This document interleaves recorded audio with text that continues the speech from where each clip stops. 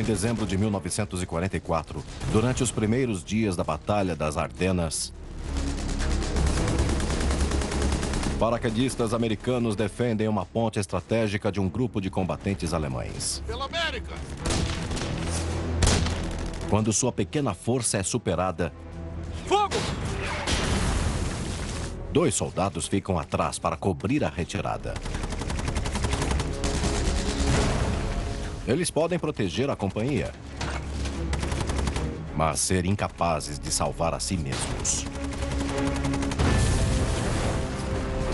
Em 6 de junho de 1944, forças aliadas finalmente desembarcam tropas na Normandia para abrir a frente ocidental.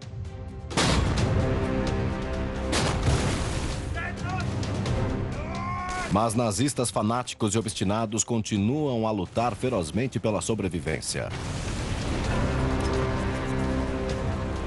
O dia D foi uma batalha. Eles ainda precisam ganhar a guerra. Hitler, o confronto final. 20 de dezembro de 1944. Região das Ardenas, Bélgica. Soldados americanos do 55º Regimento de Infantaria se aproximam de uma ponte que se estende sobre o rio Salm. Embora não seja forte o bastante para tanques ou veículos, ela pode fornecer aos soldados inimigos uma passagem fácil. O responsável pela demolição, o sargento Jerry Weed, age rapidamente. Ele coloca armadilhas com fios de arame e granadas. Ele precisa dar o toque certo. Se ficar frouxo demais, os anéis não serão puxados quando o fio for acionado. Se ficar muito apertado, ele mesmo pode acionar as granadas. Paraquedistas cobrem o sargento, vasculhando o bosque escuro em busca de movimento.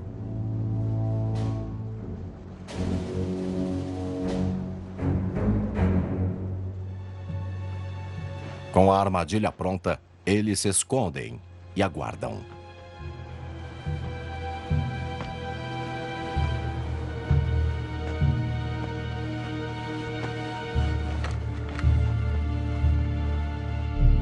Nos 6 meses e meio depois dos desembarques do dia D, as tropas aliadas combateram pela Europa Ocidental, forçando os alemães a recuar, praticamente para dentro de suas próprias fronteiras.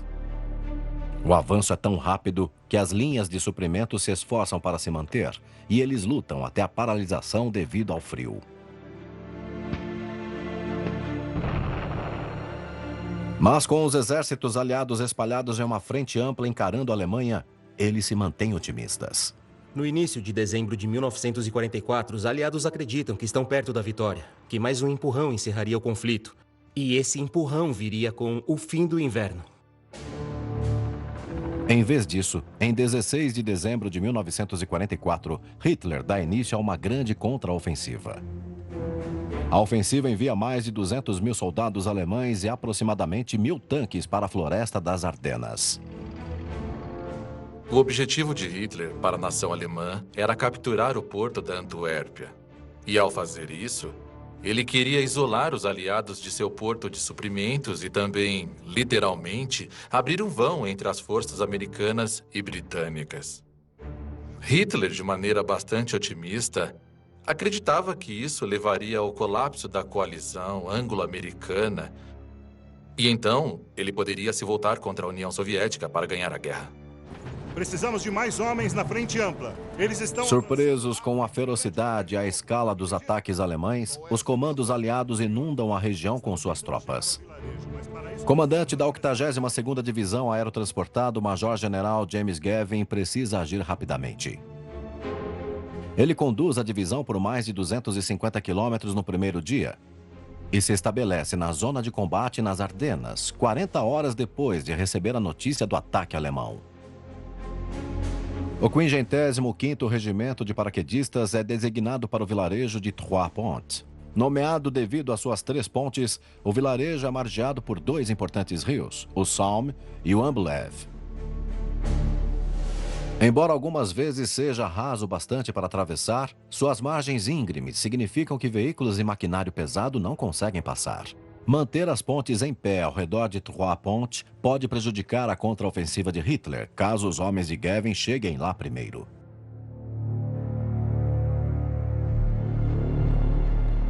"800 metros ao sul de Trois Ponts, os paraquedistas do 505º esperam que os soldados alemães cruzem a ponte repleta de armadilhas. Finalmente, eles ouvem movimentos vindos da margem oposta.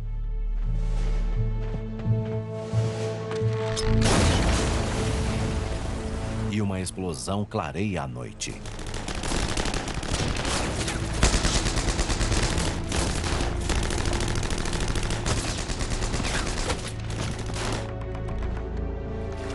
A patrulha inimiga continua a atacar.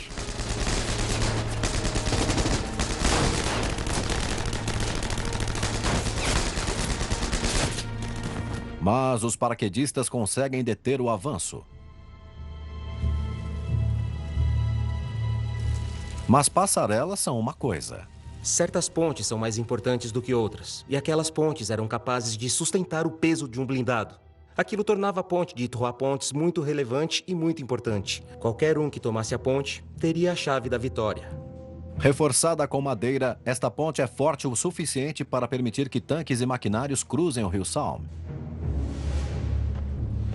A proteção da ponte fica a cargo do tenente-coronel Benjamin van der Voort e o 2º Batalhão da 505ª. O tenente-coronel Benjamin van der Voort já tinha muita experiência em combate. Ele havia estado atrás das linhas inimigas, capturado objetivos fundamentais. Era uma figura pitoresca, mas eu acho que também era do tipo ponderado. E não é comum encontrar essa combinação em um comandante. Agora, van der Voort aloca sua companhia em posições ao longo das margens do Somme. A Companhia E é designada para manter o terreno elevado no lado leste do rio, 300 metros acima de Trois Ponts. O acesso ao penhasco é por uma estrada íngreme que serpenteia por uma curva fechada. E então alcança um terreno plano no topo.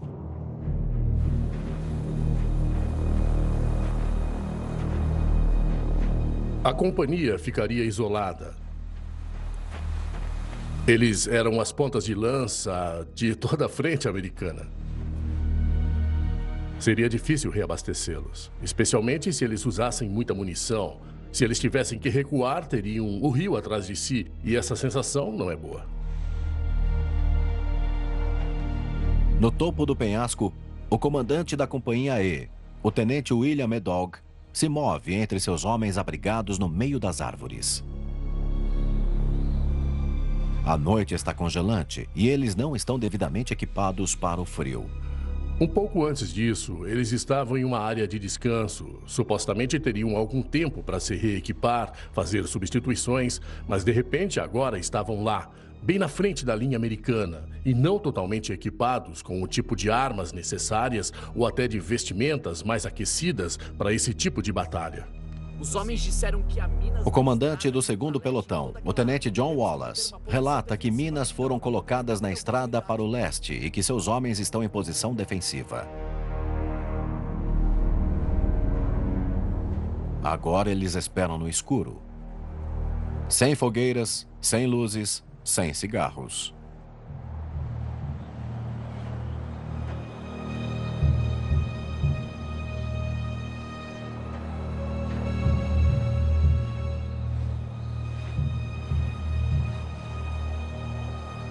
Por volta das 3 horas, o silêncio é rompido. Medog e seus homens escutam vozes alemãs gritando na escuridão. E o ronco grave de veículos blindados. Arma de tanque.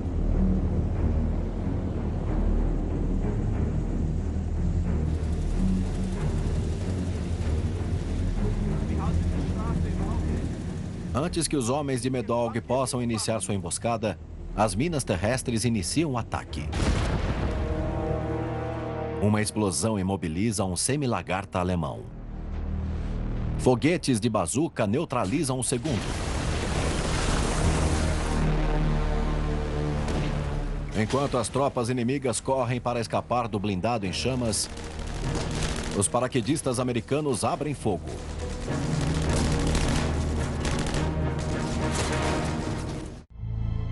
21 de dezembro de 1944. Bélgica. O tenente americano William Medog e tropas entrincheiradas do 55º Regimento de Infantaria começam a disparar depois de abater 2 semilagartas sobre o vilarejo próximo de Trois-Ponts. Os paraquedistas americanos matam alguns dos soldados alemães, mas outros conseguem escapar em meio à escuridão. O que aconteceu ali foi uma espécie de sondagem e reconhecimento. Obviamente, aqueles eram alemães mais vulneráveis, mas também um indicador de que havia mais chegando. Então, eles eram quase como os primeiros pingos de uma tempestade em formação. O combate de verdade era iminente. Os soldados alemães atacados pertencem ao Kampfgruppe, ou ao Grupo de Batalha Hansen. Batizado com o nome de seu comandante da SS Obersturmbannführer Max Hansen. Ao olhar para o retrato de Max Hansen, você imagina que ele é a personificação de um ariano de acordo com a ideologia nazista. Ao mesmo tempo, ele é o portador da Cruz de Cavalheiro e do broche de combate em ouro. São 2 condecorações concedidas muito raramente na guerra em combinação. Com seu histórico militar impecável, Hansen comanda um dos 4 grupos de batalha na elite da primeira SS Panzer, ou a divisão Adolf Hitler. Hansen tinha cerca de 4.500 homens e 600 veículos à disposição. A divisão Adolf Hitler encabeça um ataque contra a Antuérpia. E o sucesso de toda sua missão depende do progresso de Hansen. No começo da ofensiva de inverno de Hitler, o grupo de batalha líder, o Kampfgruppe Peiper, havia tentado cruzar a ponte em Trois-Ponts em sua corrida para a costa. O comandante do grupo de batalha, Obersturmbannführer Joachim Peiper, fica descontente ao descobrir que as pontes já haviam sido derrubadas. Peiper é forçado a refazer a sua rota no lado leste do rio e então avançar para o vilarejo de La Glaise. O grupo de Peiper está com pouca munição, comida e combustível. E as tropas americanas se aproximam.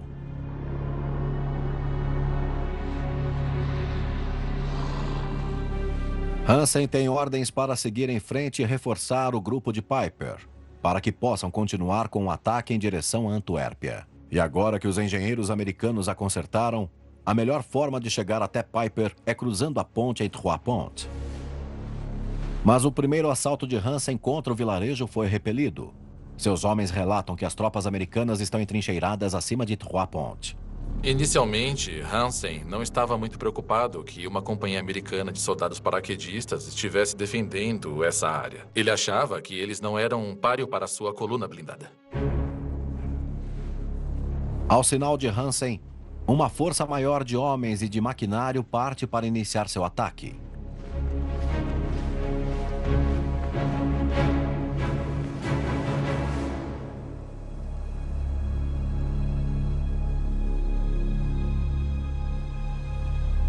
Após uma noite longa e fria, os paraquedistas da companhia E permanecem posicionados em suas trincheiras. Aquele era um ótimo local para emboscadas. Eles possivelmente dariam o primeiro soco.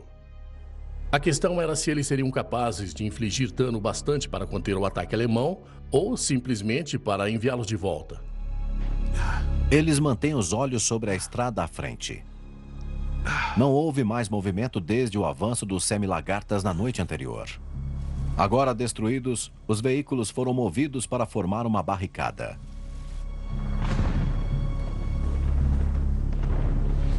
Ao raiar do dia, a estrada e a floresta ganham vida com disparos.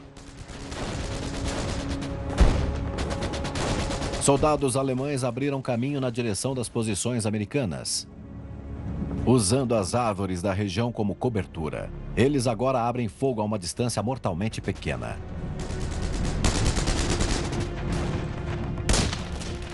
Os homens de Medog revidam.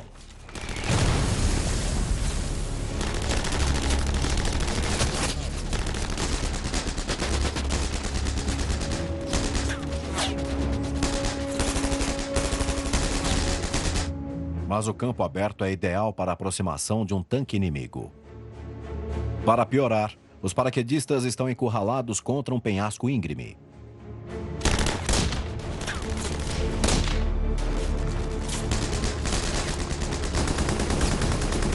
Sem aviso, a Companhia E está prestes a ser derrotada.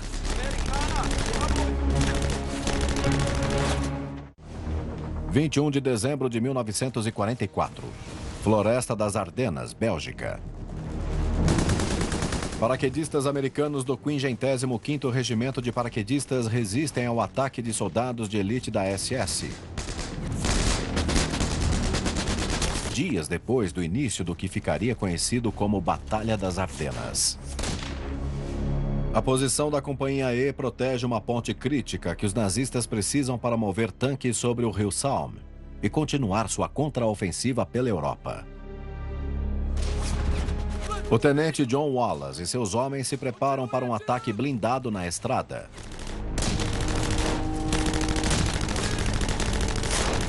Mas soldados da infantaria alemã se aproximaram sorrateiramente, usando árvores para cobrir seu avanço antes de abrir fogo.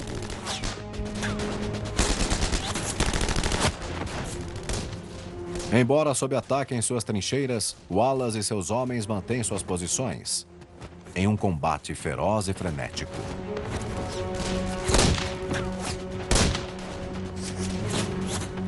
Os americanos costumavam falar na Segunda Guerra Mundial: eu vejo a metade do exército alemão vindo na minha direção.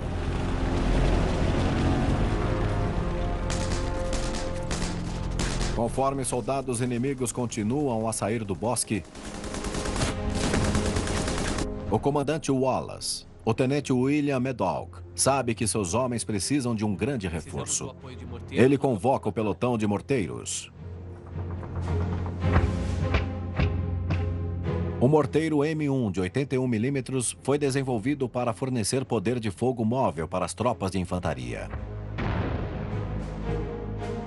Com pouco mais de 62 quilos, ele consiste em uma boca de fogo, sustentada por um bipé e uma base. Ele dispara até 35 projéteis por minuto, com um alcance máximo de 3.000 metros.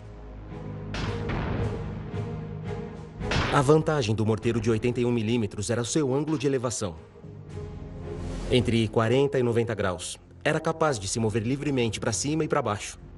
Essa era uma grande vantagem que eles tinham para ajudar os americanos no penhasco.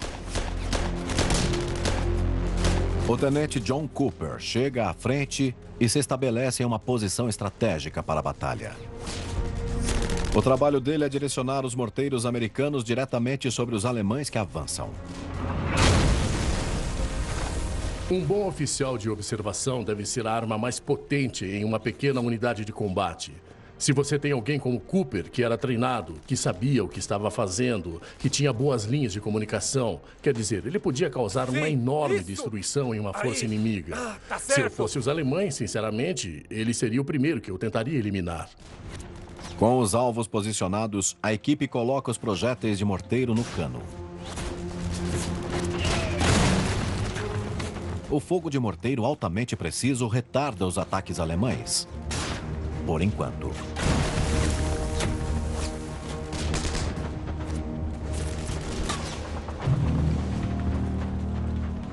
O Obersturmbannführer Max Hansen observa sua tropa de infantaria hesitar. Hansen devia estar frustrado com a resistência americana. Ele achava que esse seria um inimigo com equipamento leve, com pouco apoio e que seria um adversário fácil de derrotar. Hansen ordena que suas tropas Panzer motorizadas se reúnam para manobrar em formação de ataque. Com veículos, soldados e obuses autopropulsados a postos. É assim que costumava funcionar uma batalha com infantaria e veículos blindados. A infantaria suprimia e eliminava a resistência inimiga a curta distância. E os veículos blindados ficavam ali para se aproveitar da situação.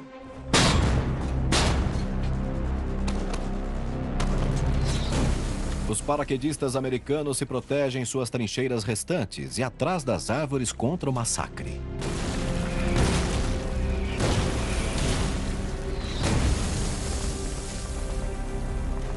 Quando atingido, o dossel da floresta cai sobre os paraquedistas, com lascas de madeira e estilhaços. A coluna blindada de Hansen está fazendo o seu trabalho. Os americanos estão em desvantagem. Não há dúvida de que havia um desequilíbrio. É o desequilíbrio entre uma força de uma infantaria leve, isolada ou muito avançada, enfrentando a vanguarda de um Panzerkampfgruppe. Então, claro, isso seria muito difícil. Enquanto revidam, os paraquedistas são invadidos por uma multidão da infantaria da SS.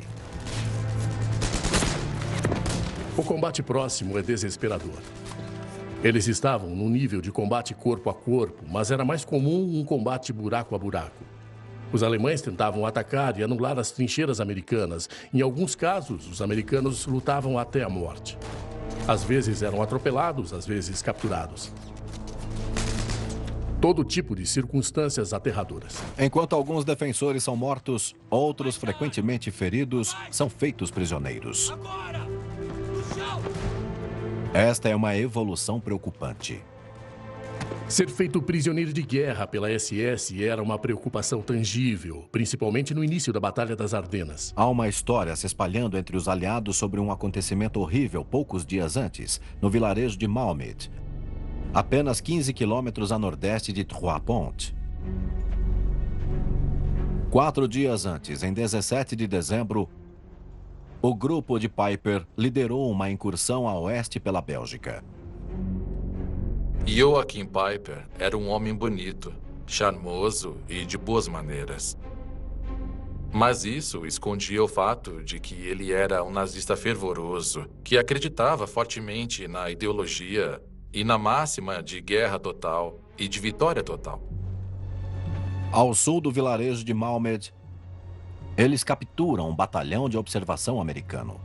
Mais de 100 soldados americanos são capturados. A Convenção de Genebra estipula que os prisioneiros de guerra devem ser tratados com humanidade. Devem receber alimento, abrigo, cuidados médicos e não podem ser submetidos a atos de violência. Ao invés disso, os nazistas de Peiper reúnem os prisioneiros em um campo próximo. Para Peiper só havia uma coisa: avançar, avançar, avançar. O mais rápido possível. Qualquer coisa que impedisse o seu avanço era um problema. E ele considerou aqueles prisioneiros um problema e os matou. Os soldados disparam com suas metralhadoras e matam os prisioneiros. Após o tiroteio inicial, os alemães conferiram se alguém havia sobrevivido e atiraram de novo.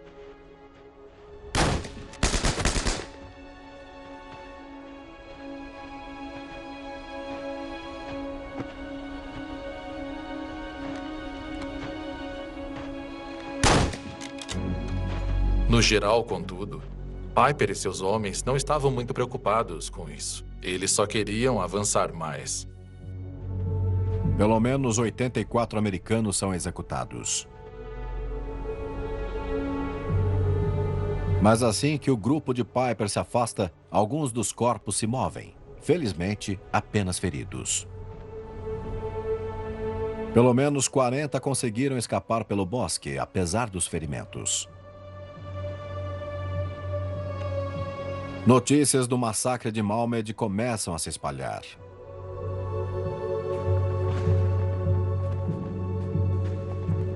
Em um dos cumes sobre Trois-Ponts, os paraquedistas são perseguidos e são levados para longe pelos homens de Hansen. Até onde sabemos, o Kampfgruppe Hansen não atirou em seus prisioneiros. Eles podem tê-los tratados talvez com mais rispidez, mas o comportamento de Peiper e o comportamento de seu Kampfgruppe foi um caso diferente. O comandante da Companhia E, o tenente Bill Medog, vê que seus homens estão sendo dominados e cercados. Muitos foram capturados, feridos ou mortos. Ele não tem mais reservas. Pela primeira vez em sua história de combate, o 505 precisa considerar uma retirada. 21 de dezembro de 1944. Região das Ardenas, Bélgica. O tenente americano William Medog, do 50º Regimento de Paraquedistas, observa um grupo alemão de combate motorizado ameaçando subjugar as linhas de sua companhia. O 505 estava sempre pousando, avançando e tomando seus objetivos. Eles jamais haviam recuado de uma batalha e, por isso, talvez fosse quase como uma aceitação da derrota e, certamente, isso não era algo que eles estavam dispostos a fazer. Mas com suas posições em um penhasco prestes a ser derrotadas por um grupo de batalha alemão, ele sabe que, se não recuarem, descendo até a aldeia para se recompor, eles podem ser empurrados lá de cima. 30 metros abaixo, em Trois-Ponts, o comandante do batalhão, o tenente-coronel Benjamin Vandervoort, quer que seus homens recuem para uma melhor posição defensiva.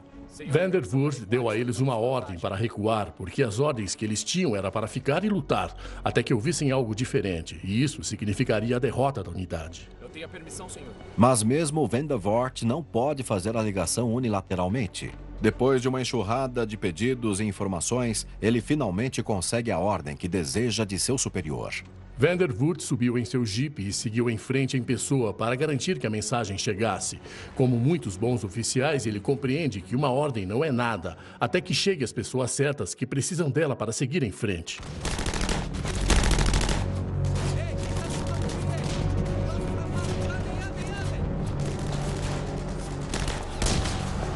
Ele chega e encontra o caos na posição da Companhia E no topo do penhasco.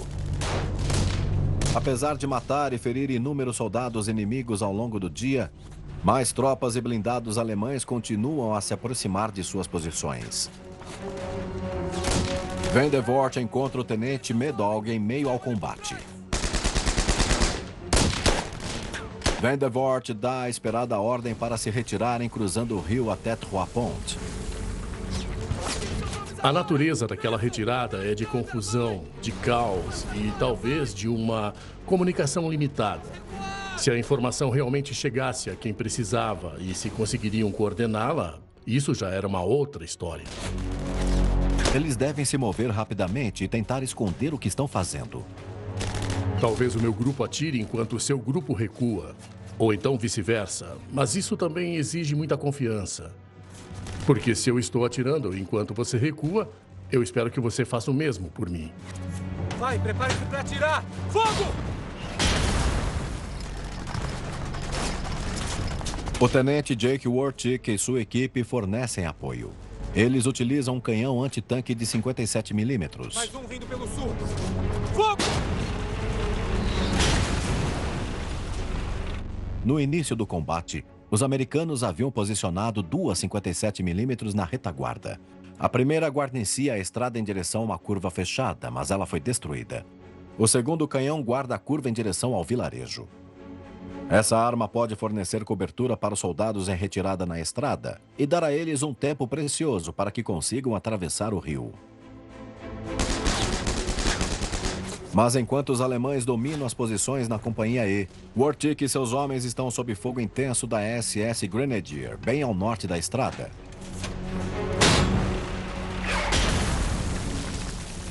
E sua posição se torna insustentável.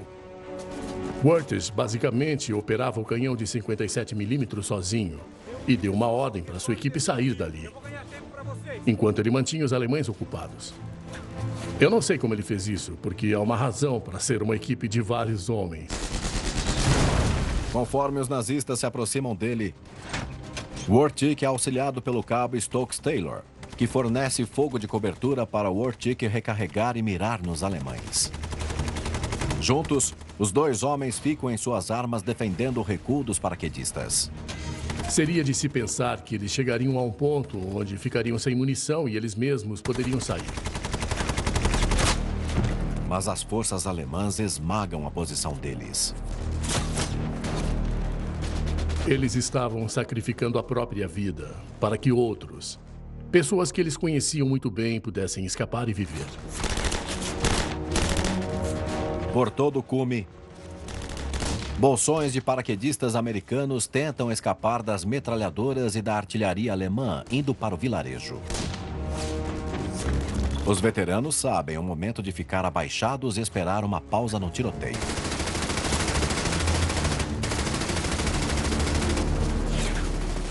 Vamos fazer isso gradualmente. Fogo e manobra. E dar cobertura um ao outro. Não vamos fugir como coelhinhos. Vamos usar a inteligência aqui.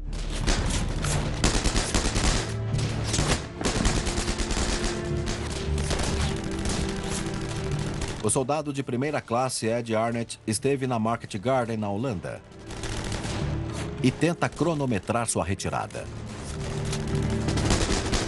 Mas a chuva de balas mostra-se inescapável, mesmo para os experientes e calejados.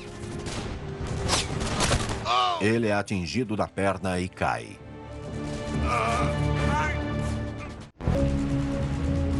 21 de dezembro de 1944. Floresta das Ardenas, Bélgica.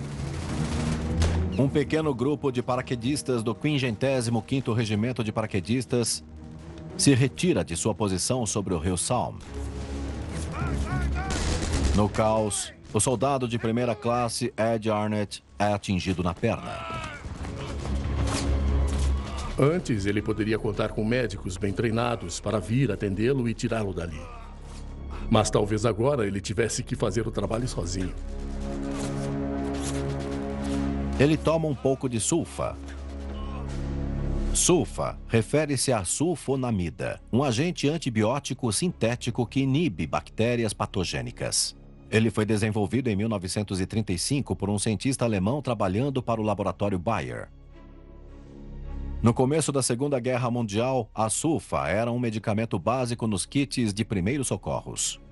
Não é segredo que no campo de batalha os feridos eram expostos a sujeiras e a bactérias. Isso levava à infecção. E, frequentemente, as infecções podiam ser mais mortais do que o próprio ferimento inicial. Os comprimidos de sulfa também combatem doenças como a disenteria e a cólera. A sulfa se torna tão amplamente utilizada pelos aliados que alguns a consideram uma arma secreta para ganhar a guerra e aumentar a taxa de sobrevivência dos soldados. A sulfa ingerida reduz a chance de que o ferimento na perna de Arnett infeccione. Mas com os soldados alemães se aproximando rapidamente, a infecção pode ser o menor dos problemas. Ele precisa se mover agora. Com seu ferimento, andar não é uma opção. Arnett rasteja e se mantém abaixo do fogo alemão.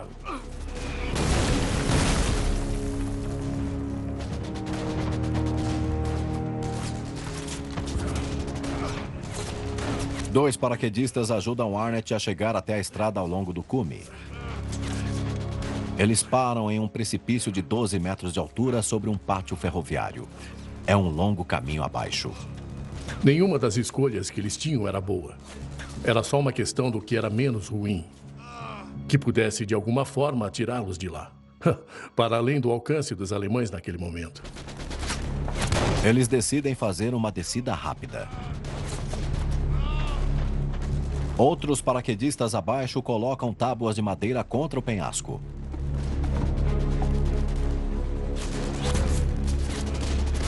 Ainda sob fogo alemão, os paraquedistas acima descem Ed Arnett o máximo que podem. Então ele é colocado sobre o escorregador improvisado e desliza para baixo.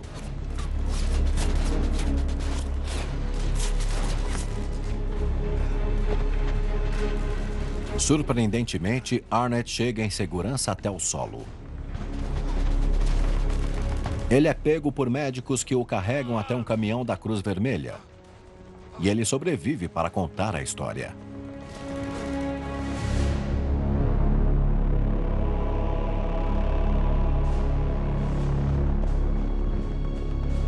De volta ao vilarejo de Trois-Ponts, conforme anoitece, o tenente-coronel Benjamin Van der Voort espera pelo retorno da Companhia E. A retirada desorganizada significa que os soldados chegam sozinhos ou em grupos pequenos. Aqueles que chegam até a base do penhasco correm para atravessar a ponte em direção à relativa segurança da aldeia.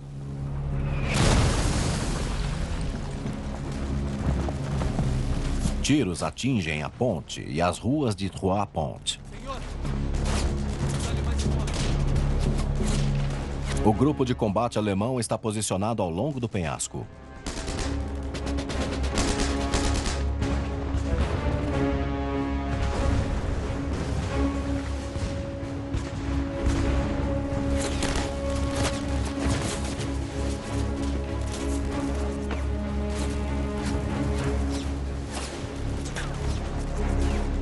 O tenente-coronel Vandervoort observa atentamente.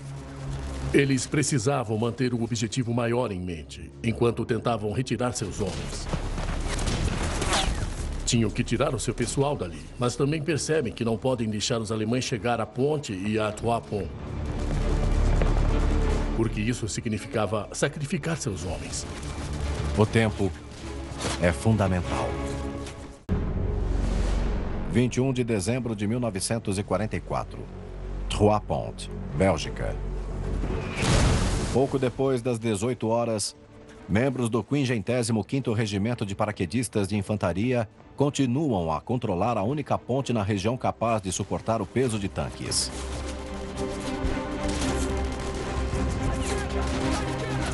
Na escuridão, eles percebem um movimento na água abaixo, enquanto os soldados alemães tentam atravessar o rio Salme para o lado oeste. O grupo de combate Hansen sabe que eles precisam tomar o controle da ponte antes que os americanos consigam explodi-la. Era bastante arriscado, mas valia a tentativa.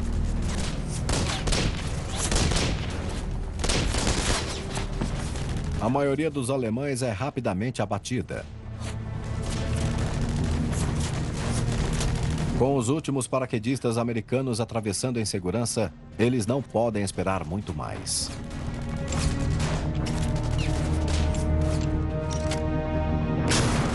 Há uma enorme explosão. Enquanto os engenheiros derrubam a ponte para evitar que ela caia nas mãos dos alemães. Agora eles devem proteger o vilarejo do mesmo destino. Senhores! Mantenham a formação!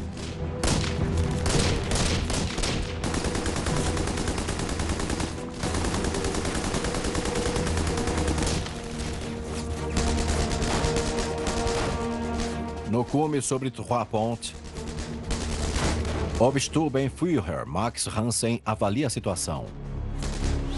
Hansen sabe que suas tropas não podem tomar o vilarejo daquela altura, mas descer pela estrada exporia seus tanques ao fogo americano. Se Hansen conseguir eliminar a resistência ao longo do rio, ele pode ganhar tempo bastante para descer pela estrada com seu grupo de combate motorizado. Hansen entende. Se eu quiser tomar as posições americanas vale abaixo, eu preciso de mais poder de fogo. No lado oeste do Salm, forças americanas continuam mantendo o vilarejo contra o revide de fogo alemão. O tenente-coronel Benjamin Vandervoort detecta movimentos no penhasco acima. Sob o luar, ele avista uma caveira de pirata com uma cruz de combate em branco e preto. Um tanque alemão Tiger. O tanque Tiger, de certa forma, era uma arma de terror, quase uma arma psicológica. Porque ninguém gostaria de estar, sabe, do lado errado daquela coisa. Qualquer tanque Tiger que aparecesse naquele momento, durante aquele tipo de batalha, causaria uma forte impressão. Não há dúvida sobre isso.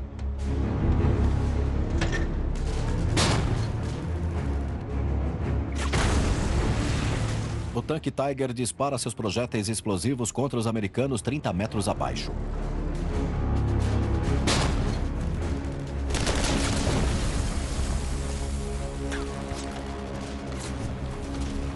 Vandervoort hesita. Ele acredita que paraquedistas feridos ainda estão no penhasco. Eles podem ser feridos ou até mortos pelo fogo amigo. Para agir de forma segura, Vandervoort chama uma equipe de bazuca para atingir o tanque. O projétil de bazuca mal amassa a superfície. Ele precisa de algo mais forte. Com relutância, ele convoca os morteiros de 81 mm para destruir o tanque. O pelotão de morteiro alinha seu tiro cuidadosamente e dispara projéteis de fósforo branco na direção da borda do penhasco. Um deles acerta o alvo.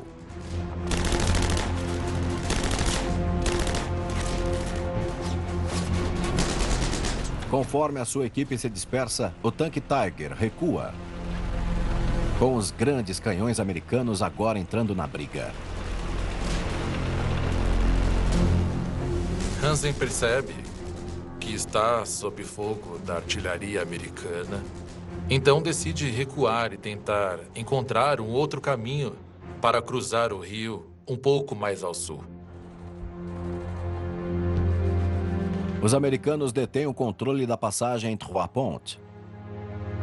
Hansen falha em proteger qualquer uma das pontes e não consegue alcançar o grupo de combate Piper.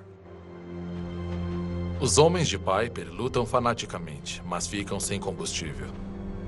Então, para não serem cercados, eles precisam escapar. E para isso também, abandonar seus veículos. Então, a blitzkrieg deles acaba a pé. A liderança setentrional da ofensiva de inverno de Hitler fica seriamente comprometida. Depois da foi julgado pelo massacre em Malmed. Inicialmente, foi sentenciado à morte. Mais tarde, a sentença foi comutada para a prisão perpétua, mas ele foi solto depois de apenas 11 anos. Depois de se aposentar, ele decidiu se mudar para a França e sofreu um atentado por bomba, morrendo em sua casa nos anos 70. Max Hansen nunca será acusado como criminoso de guerra e volta a morar em sua cidade natal depois da guerra.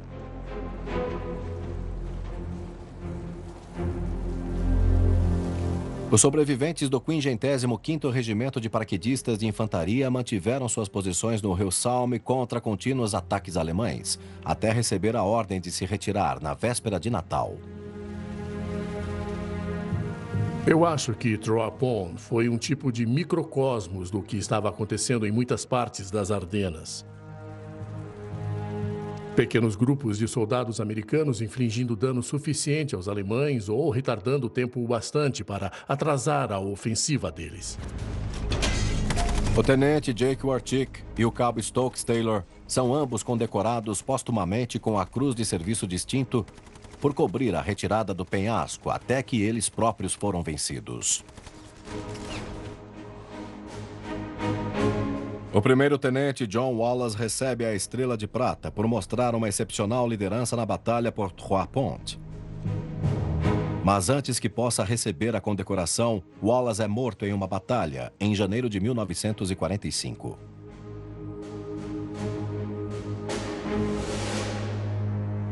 O tenente-coronel Ben Vandervoort sofre um ferimento grave em um ataque de morteiro pouco tempo depois. A perda de um olho encerra seus dias de guerra.